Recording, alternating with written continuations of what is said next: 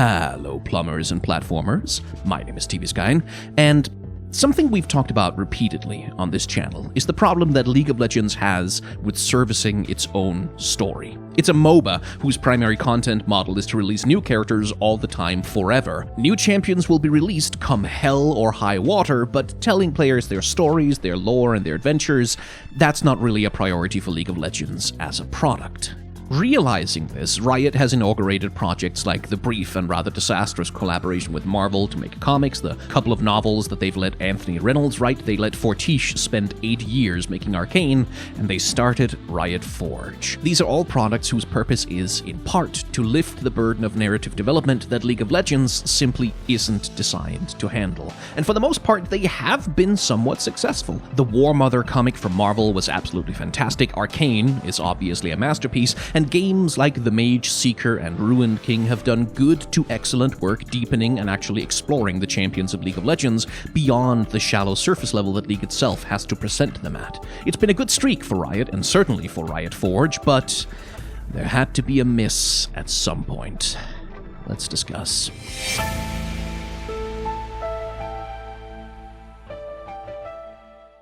Convergence, a League of Legends story, is the latest game from Riot Forge. Forge is a publishing label which commissions smaller studios outside of Riot to make games in the League of Legends universe. Convergence was announced at the League of Legends 10th anniversary celebration in 2019, and then it just kind of fell off the face of the earth for a few years, with barely any previews, updates, trailers, or teasers for it. That silence lasted until only a few weeks before it released, when out of nowhere, it got a massive media blitz of advertising and a major promotional spot at Riot's MSI esports event. Adding to the confusion, the game came out not even a month after the last major Riot Forge release, The Mage Seeker, which is a timing that is both asking a lot from the budgets of casual players who might be interested in playing it, and a pain in the ass for content creators like me, because we all had to scramble like madmen to try and finish both games in case we want to make videos about them.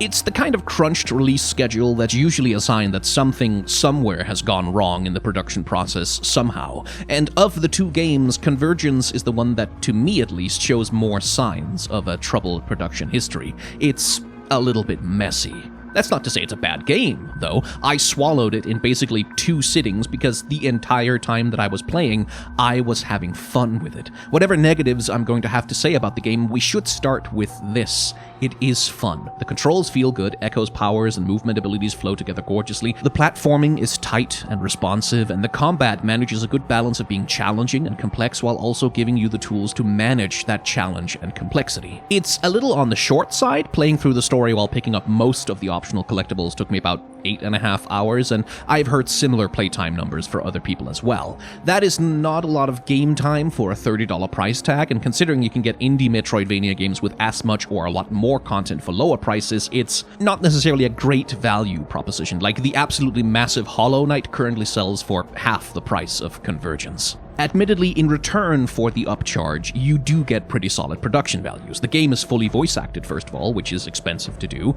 and it brings back Reed Shannon, who voiced Echo in Arcane, and Emily O'Brien for Camille and Sarah Ann Williams for Jinx, both of whom voiced those characters in League of Legends. They all put in genuinely excellent voice performances, and the NPCs and side characters have excellent voice work as well. There are a few conversations that Echo has in this game that feel genuinely kind of heart-wrenching, and that's really down to the strength of the voice cast's performance. I also think very highly of the art in this game. There's a ton of great character design on display, with the creative team leaning into a highly stylized comic book style, complete with screen tone effects. It builds a vision of Zaun that plays with pitch black shadows in contrast to highly saturated colors and neon lights, and it all looks gorgeous in motion. It lends a great visual clarity to what can be a rather chaotic game to play, and especially Echo's movement and combat animation just feels really satisfying to interact with. On top of that, the soundtrack is excellent. It matches the pace and feeling of the gameplay incredibly well, and especially the boss battles get a lot of their energy and fun from just how good the soundscape is.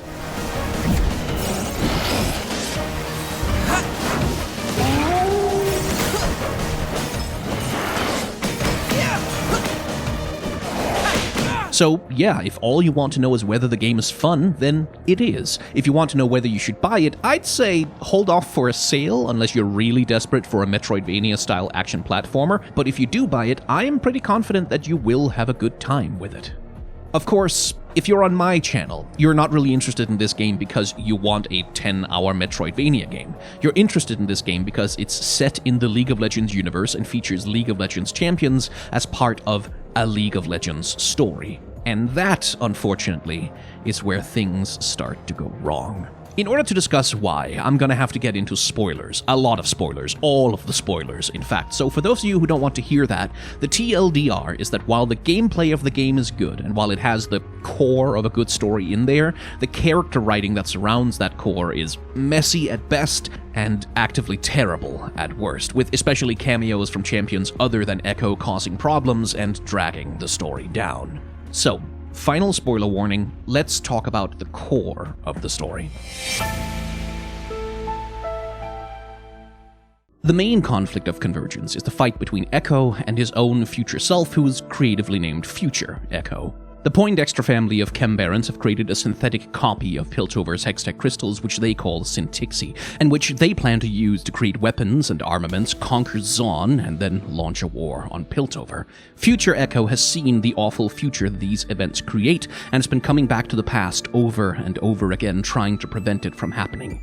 Everything he has tried so far has failed, and so finally, he resorts to contacting his own younger self for help to steal the Syntixi from the Poindexters and hopefully save the future.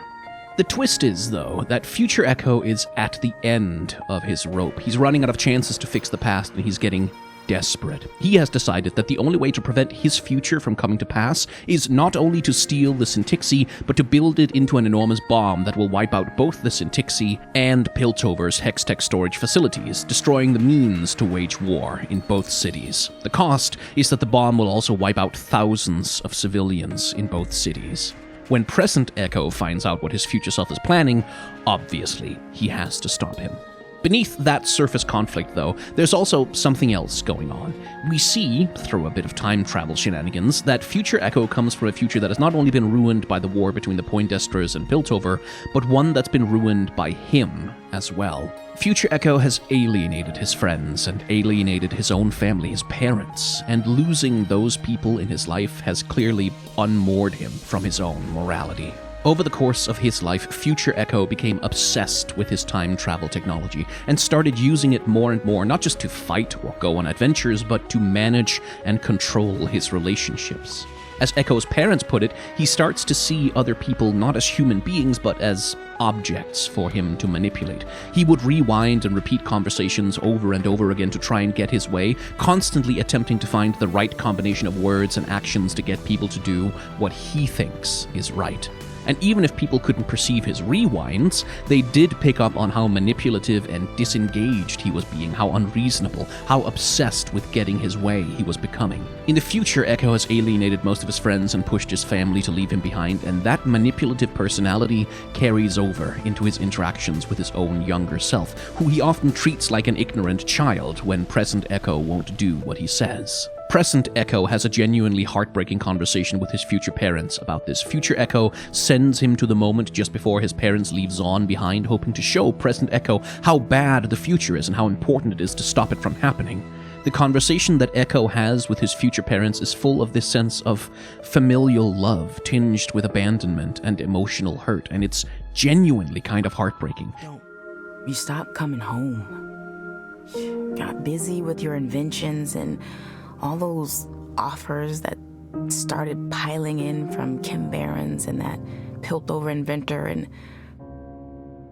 when you did come home, all you wanted to do was argue with us, tell us how we should be doing things.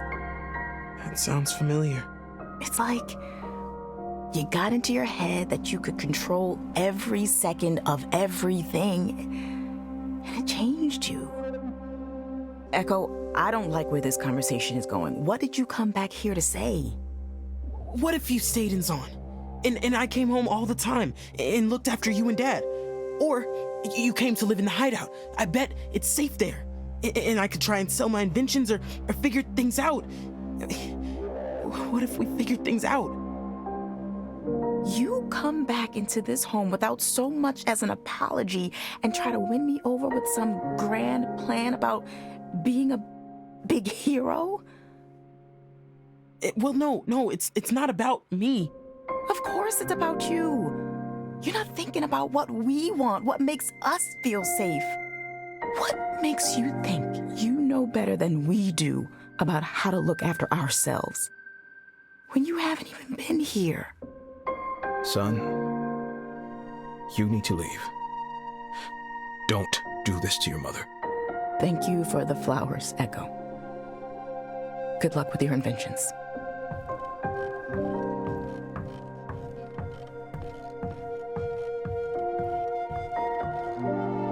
This is wrong. This is entirely wrong. This is what future Echo would do. Push them. Rewind and try tactics to get them to do something a certain way. I need to let them go. It's a standout sequence in the game, showcasing a much more tragic form of emotional alienation and hurt than you might expect from a game that looks this cartoony. There's no yelling or shouting, no slamming of doors or loud, angry confrontation. There's just this family of people who love each other deeply, but who have realized that they can't stay together and still be happy. They have drifted apart. Present Echo, who still has more of his innocence than future Echo does, realizes that rewinding to try the conversation again to convince his parents to stay simply isn't working. In fact, it's only making things worse. Unlike future Echo, present Echo realizes that he can't just use his technology to control people without damaging his relationships with them. And through this storyline, the game explores a genuinely deeply interesting question. How does the technology we use change us?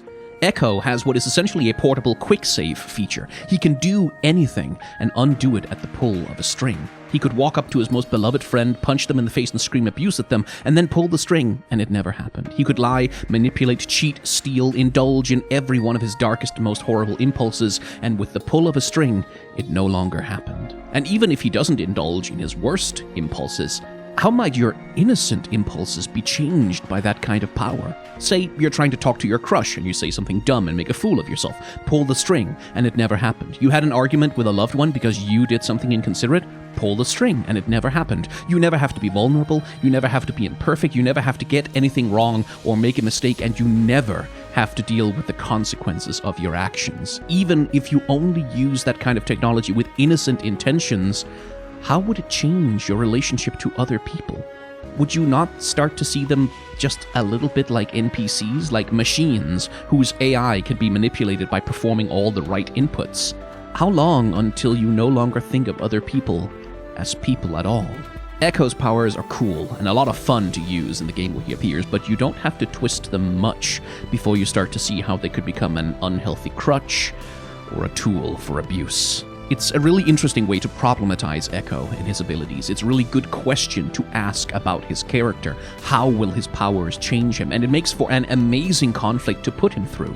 In future Echo, he gets to see a vision of who he could become if he starts to replace his humanity and vulnerability with cold and calculating technology. It's a really good core for a story and an absolutely amazing hook for the relationship between a hero and an antagonist. And so it's a pity that Convergence doesn't really do that much with it. Most conversations between Echo and future Echo play out at the start and the close of chapters, and thus, they just don't have very many of them. We go from, oh my god, my future self is here and we're saving the world together, yay, to my future self has betrayed us all and he's the final villain, oh no, in the span of maybe 24 interactions, which just simply doesn't give enough space in the story for these two characters to develop a real dynamic. When Future Echo hits the third act heel turn, it doesn't hit nearly as hard as it could because the game didn't give us time to really get to know him or trust him in the first place. And partly this comes down to genre. Convergence is a fast-paced action platformer, not an RPG, so it understandably prioritizes getting players into the action and isn't really designed to have the players standing around talking to NPCs for 45 minutes. But even within that framework, Echo and Future Echo's relationship feels too shallow for what the story says it is. They don't really get to share that many vulnerable or personal moments. They don't really get time to build up a mutual understanding or trust. 90% of their interactions are Future Echo telling present Echo to do something or go somewhere, while Future Echo goes off somewhere else, with very little reciprocality. Like, Future Echo doesn't really help or ingratiate himself with his younger self. They don't really have a social relationship, just a really transactional one.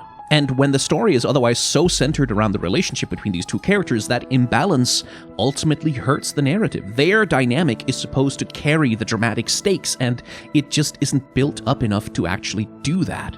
There's the core of something really good here, and if you squint a little bit and imagine in your head that future Echo and Echo got to spend more time together and get to know each other, then yeah, the strong central theme does carry the story, but only barely. It's flawed, but it is, at its core, trying to do something interesting with these two characters. And if only we could say the same for... One of Echo's major features as a character is his love for the city of Zaun, the love of its community and culture. His launch trailer features him fighting a Chem Baron thug over the memorial of a kid in his community, and his appearances in both Legends of Runeterra and Arcane has focused on Echo as a community leader. In Arcane, he's the head of the Firelights and caretaker of a whole underground community in Zaun, and in Legends of Runeterra, he's the leader of his own gang of street kids for whom he acts as a kind of surrogate brother. This is a big part of Echo's character and a really important part of how he goes through the world. These are the connections and the relationships that made him turn down a prestigious scholarship in Piltover and stay in his home city even though it's poisoned and afflicted with poverty. Convergence does pick up on this, and it gives Echo his own gang of friends. Rungs, Axamander, Lem, Ely, and Red, who together make up the Lost Children of Zaun, and it even gives them a secret underground hideout to hang out and socialize in. But then, that's kind of it. For the entire game, these characters simply stand around in the hideout while contributing essentially nothing to the story. They're shopkeepers offering collectibles and upgrades, but only barely comment on the story that's happening in dialogue. They don't help Echo with any tasks, they don't participate in any of the game's events, they just stand around, waiting for the player to hand them quest items or money. This happens in part because Echo decides to cut them out of what he's doing, keep future Echo a secret, and refuses to tell them anything, which would be a great hook for a conflict if the game bothered to actually explore that. Future Echo tells present Echo to cut his friends out of their adventure because future Echo believes that you can only truly rely on yourself, that other people are disloyal and they leave you no matter how much you try and do the right thing for them. It's a classic jaded edgelord sentiment that the game is theoretically trying to prove wrong. The story is trying to say, no, actually connection and trust with other people is good and you need it, but it doesn't ever actually use any of the obviously available characters to support this theme. Echo's friends never get hurt or upset by Echo refusing to let them in or let them help him. They never meaningfully call him out or challenge him, and no tension ever arises in their relationships over Echo cutting them out. Echo never has to change his behavior or apologize for anything, and his relationships with his friends never make him grow as a person. His friends are effectively little more than vending machines for character upgrades and occasional flavor text. They are utterly disposable to the narrative. And when one of Echo's most important character traits is how deeply he cares for his friends and his community, that really sucks. One of the more egregious examples of how much potential is wasted here is Corin Rivec. Now, this guy is Oriana's actual father. He's the man who replaced his own daughter's limbs, mind, and lungs with Hextech clockwork to save her life, and in doing so, he drove her to leave him, possibly forever. Just like future Echo, here is a man who has experienced tragedy because of the technology he relied on to solve his problems, but the game never makes that connection. There's no moment where Echo realizes, oh shit, if you use technology to make decisions about other people's futures, you will hurt your relationship and lose your connection to them. Or from another perspective, Corin could argue future Echo's side, saying that, yeah, using my technology to rebuild my daughter may have driven her away, but if I hadn't done it, her disease would have killed her, and I'm willing to sacrifice her love for me if it keeps her alive. He could argue that sometimes you have to make hard choices in order to solve impossible problems, no matter the cost, and while future Echo is hard to sympathize with, given that he's building a bomb to blow people up, a father who gave everything to save his daughter can hardly be called evil. It would add some emotional complexity to the questions that are posed by the story. But Corin doesn't do any of that. He just kind of passively is sad about what happened, and Echo goes, oh wow, that's rough, buddy, and nobody ever draws the connection. But the character who gets it the worst, though, isn't Corin Rivec or the vending machine friends in the hideout. No, the character who gets it by far the worst is poor Red. Before we talk about that, though, sorry, I have to plug my Patreon and stuff. If you enjoy the work that I do, and you have a spare dollar that you don't mind parting with, then I would greatly appreciate the help if you can spare it. In the latter half of 2022, I took on way too many sponsorships on my videos, and it ended up burning me out pretty bad and grinding my other projects to a dead stop. Like, if you're wondering why there hasn't been a Building a Better video, or why Elden Ring is taking so goddamn long, yeah, that's part of the reason why. So I've decided to stop taking sponsorships, at least for a little while, which does mean my budget is about to have kind of a hole in it. It's nothing I can't handle, I am not in any kind of trouble, but if you want to help me plug the gap, I sure would appreciate the help. I have Patreon, obviously, but you can also subscribe over on my Twitch channel, if you prefer, where I'm about to stream a whole heck of a lot of Final Fantasy XIV and 16, or you can send me a one-time tip via Ko-fi. Any kind of donation gets you access to the Discord and the special supporter rooms that it has, as well as early access to the videos that I make. And listen, if you can't support me, or if you just don't want to, that's completely fine too. I'm just glad that you're watching the videos at all. Hit the like button instead, or leave a comment. Those things help out too. Anyway, back to the video, where in order to talk about poor Red, we have to ask a very important question. Red is introduced as Echo's oldest friend, someone he's known since childhood, someone for whom he cares deeply, and maybe, just maybe, there's a little bit of a romantic spark between them. Early on, we're introduced to Red's new boyfriend, Chad, with 2 Ds, the handsome but douchey leader of the Inks gang, which is a gang of kids who idolize Jinx, even though Jinx is completely uninterested in them. And I do like the Inkses as a world-building detail, by the way. Jinx is an anti-authoritarian force for chaos, and it makes sense that a bunch of disaffected teenagers living through oppression would be drawn to her.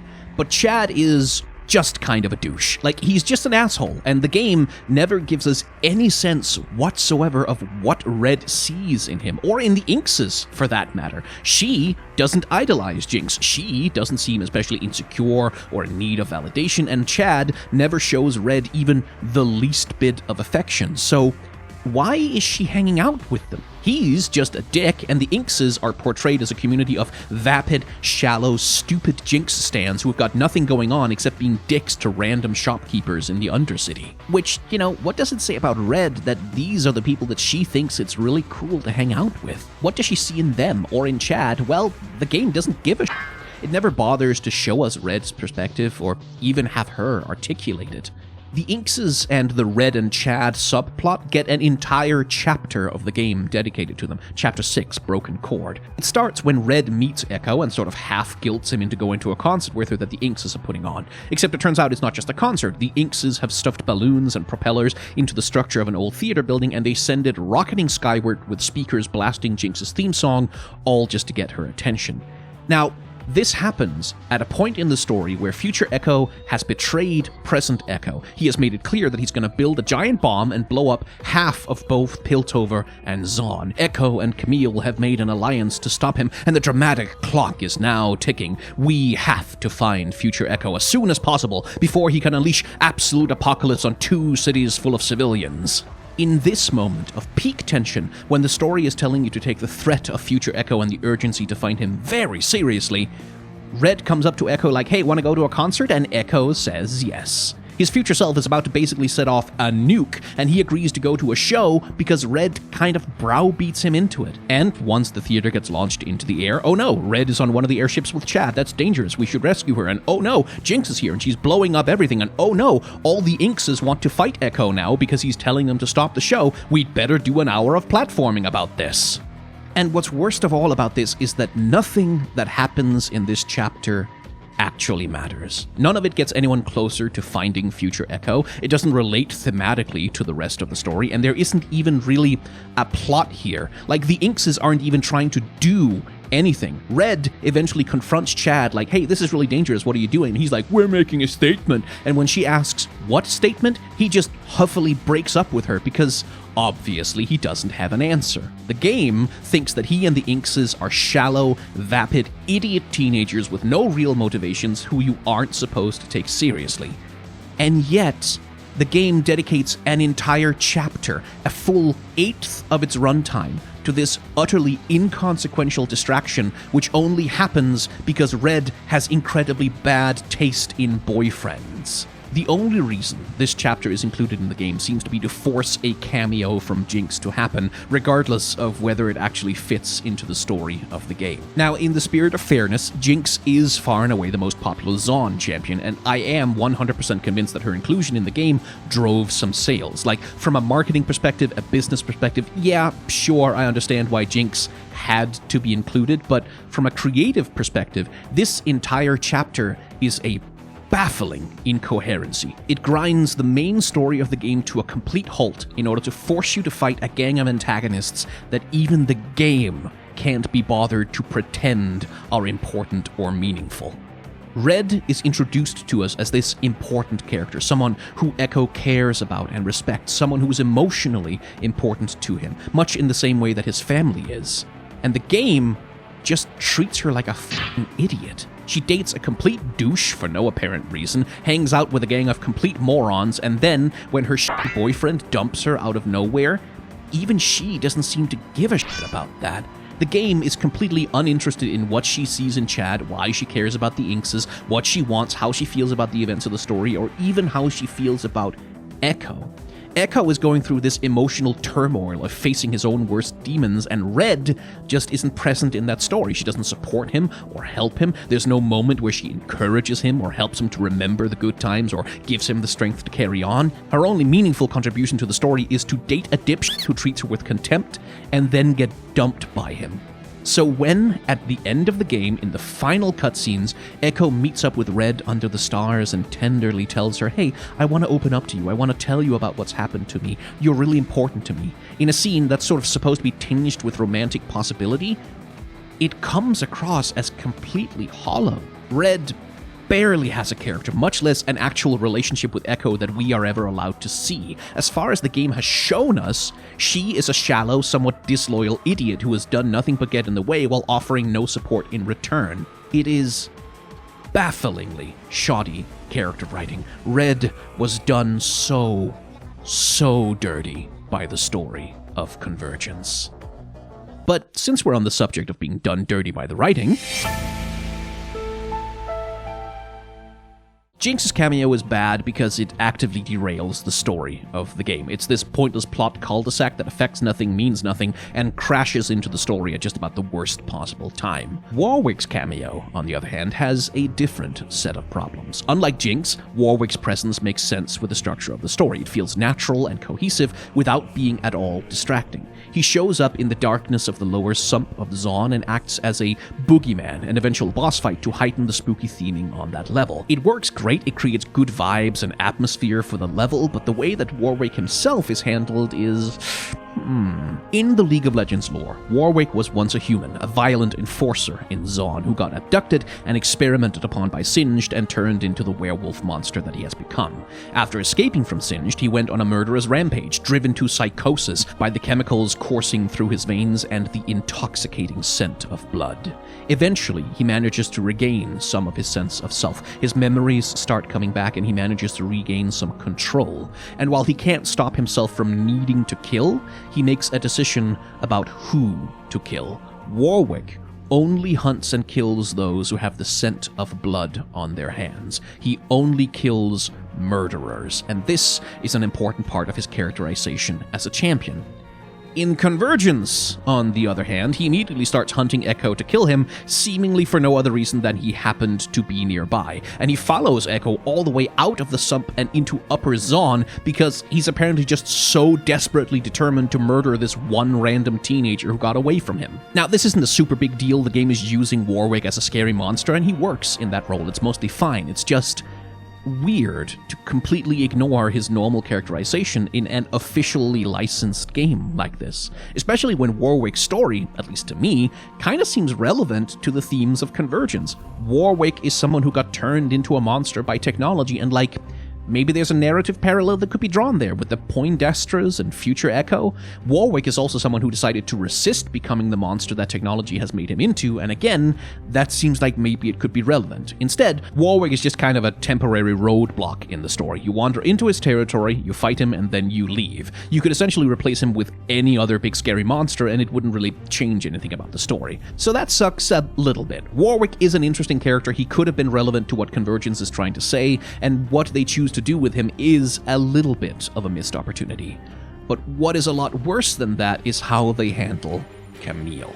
The first meeting with Camille is pretty excellent. While Echo and future Echo are investigating the Syntixi plot, it turns out that Camille has also heard about it, and when she finds Echo snooping around in her investigation, she immediately tries to murder him in cold blood. This is perfectly Camille. She's heartless, she kills casually, and she despises Zonites. She considers the people of Zon less worthy and less human than the Piltomans. They are messy and undisciplined, and a nuisance that must be managed to keep the balance of power in the two cities. But then you beat her in a boss fight, future Echo suggests working together with her, and from that point forward, the game persists in framing the collaboration between Echo and Camille as a kind of heartwarming meeting of opposites. Corin Revec, a man who knows exactly who Camille is and what she does, tells Echo that he's proud of him for reaching out to someone who's different from him. As the game would frame the story, Echo's burgeoning friendship with Camille is a sign of his emotional maturity, his strength of character. He's learning to grow beyond his irrational distrust for Piltovans by being friendly with the upper-class murderous assassin whose family is actively poisoning his neighborhood. And Camille, for her part, reciprocates the friendship. She treats Echo with respect and even rescues him dramatically from Jinx because I guess they wanted to have a dramatic fight scene between Camille and Jinx as a cutscene, which, fair enough. And in the final scenes of the game, when future Echo has sacrificed himself to take his Syntixi bomb away, Camille tenderly holds Echo's shoulder and comforts him. She speaks soothing words and reassures him that he is free of future Echo's fate, that he won't repeat those mistakes, and that things are gonna be all right now. Echo, are you all right? He's gone. Where? I don't know. He took the bomb out of time. How do you mean? Our zero drives made a time fissure, and he sealed himself inside with the Syntixi. I don't know where he went. So he's gone. That means you're free. You aren't doomed to follow his fate. Yeah, I guess. The future of Syntixi is no longer possible. My agents have captured what remains of the Poindexters and their crystal production. Our cities are safe now. There's no Syntixi, no bomb. We're all safe. But what's gonna happen to me? And the wheels come off my wagon here because no, that's not Camille. Camille was published with a comic to celebrate her release. In this comic, she stalks a young woman, bursts in through her window, violently assaults several people, and then coldly decapitates her fiancé right in front of her eyes. She does this, in her own words, to preserve the balance of power in Piltover, because the idea of a Zonite Chembaron marrying into Piltovan nobility is, to Camille, vulgar and cannot be tolerated. And the young girl who loves this Chembaron quite earnestly, well, she's nothing more than a stupid, naive idiot, whom Camille has saved from being terribly hurt by murdering her fiancé right in front of her. In her short story, Tea with a Great Lady, she murders a man whom she has captured as a prisoner because he's rude to her, and she uses that cold-blooded murder to intimidate her other prisoner into giving her the information she wants. She is cold-hearted, she is dispassionately cruel, she kills casually, and she cares about only one thing, which is her duty to her house. Camille would care about Echo only to the extent that Echo is useful to the continued power of House Pharaohs, and not 1 inch further. She would not go out of her way to help him or protect him, and she certainly wouldn't waste words of comfort on him. Because Camille is, in a word, evil. Not the cartoonish, cackling Darth Sidious sort of evil, but the Dungeons & Dragons lawful evil sort of evil, the Thrawn sort of evil, to continue the Star Wars comparison. She's the enforcer of a rigid and brutal system of social control, and her overriding central concern in life is upholding that system effectively, no matter how many people she has to kill to make that happen. She believes with her entire mechanical heart that Piltover must be dominant over Zon, and that the nobility must be dominant over the commoners, or else chaos will rule. Now, this is not to say that Camille is without pathos or complexity. She has a fairly tragic backstory, a really grim road that led her to become who she is. She was, once upon a time, a much more soft-hearted person. She had mercy, she felt love, and she could have turned out very differently.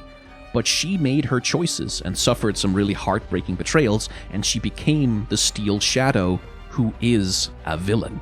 And to be clear, this is something I really like about her. Camille is a great villain. She's fantastic. And when Camille shows up in a story, that is what I want from her. I want her to be cold. I want her to be ruthless. I want her to pursue her vision of House Pharaoh's supremacy. I want her to be the terrifying steel shadow that children in Zaun make up scary nursery rhymes about, because that character is interesting and a lot of fun. But that's not the Camille that shows up in Convergence. She's written honestly a lot more like she's supposed to be Caitlyn. Especially in this scene where Echo and Camille have found future Echo's hideout, they're investigating it together, and Camille is doing the detective thing of putting clues together, analyzing evidence, and psychologically profiling future Echo to predict what he's gonna do. She's puzzling over his mindset, she's empathizing with him to try and understand his way of thinking in a way that implies not necessarily sympathy, but a level of humanity that Camille really doesn't have as a character.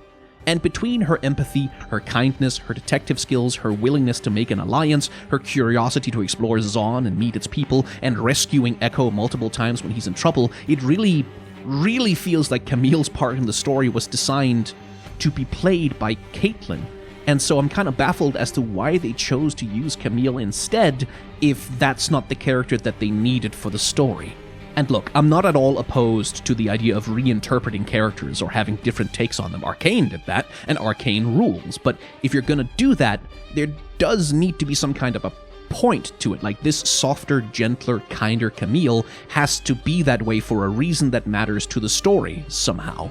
And if we return to the central theme of the story, Camille is yet another person who was changed by technology. She literally had her heart replaced with a machine, and it made her cold and dispassionate and willing to sacrifice other people's lives in pursuit of her goals. And that seems like an incredibly relevant and interesting thing to explore as it relates to future Echo. But the game never draws the comparison between the two. They never bring Camille into the theme of the story, and even if they did try to draw the comparison, it wouldn't work in this game because they completely changed her character. She isn't heartless anymore. She wasn't changed for the worse by misuse of technology. She's just kind of nice and amiable and compassionate. If Warwick was a missed opportunity to use the champion to say something about the story's themes, the way that Camille is written here feels almost like deliberate sabotage. She's a major character who would have been absolutely perfect for the themes that the narrative is trying to explore, except they intentionally changed her so that she fits worse into that story. If you're going to reinterpret a character, if you're going to have a different take on them, then I think that's cool, but it has to be in service of something. It has to improve something. It has to tell the story better somehow. And as far as I can tell, Convergence turned Camille into a completely different person for absolutely no gain and absolutely no benefit.